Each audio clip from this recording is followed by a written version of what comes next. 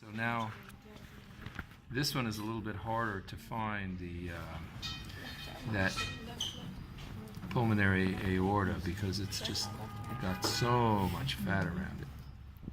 Usually that's not the case, and it comes out around here. So I could go back to this one, which has got a lot of that stuff removed, and find the openings to the veins. So this is the right atrium, as you know. So,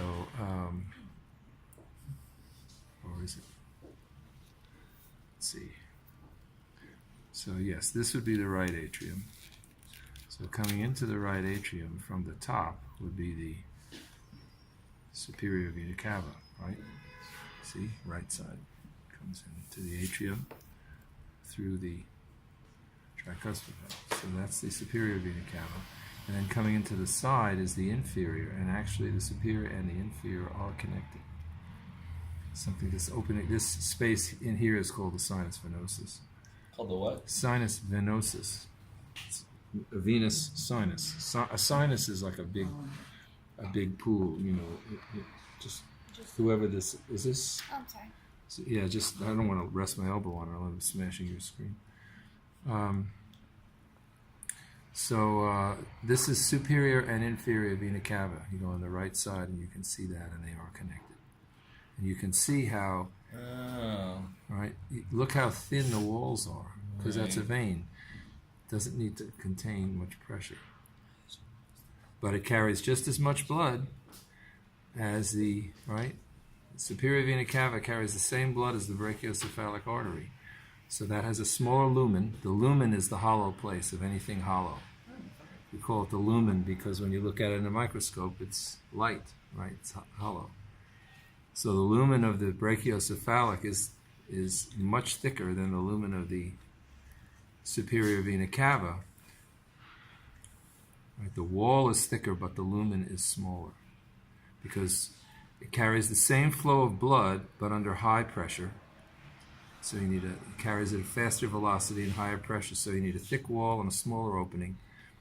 Lower pressure, bigger lumen, thinner walls. And that's, so those are the arteries, those are the veins. As far as the pulmonary veins are concerned, as I say, usually very hard to find because they usually can't be found. They're usually just an opening where the vein was, and it's usually right where they've cut it.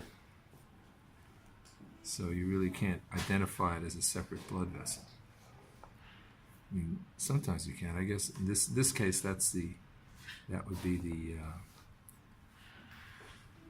one of the pulmonary veins anyway.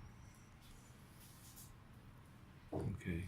So mainly it's if you can identify the brachiocephalic and the systemic aorta and the superior and the inferior vena cava, that would be fine for identifying the blood vessels. And the only other thing is that sash here that we talk about, that's where the left coronary artery rests in there. The left coronary artery and vein rest in that sulcus, or that sash area. And you can see that's a much smaller blood vessel because all that has to do is feed the heart. So superior and inferior vena cava, yeah, so they go into the right atrium, right, and the right atrium is here, and so it's here and here. Superior is at the top, inferior is actually at the side coming in from the bottom, and they actually meet just outside the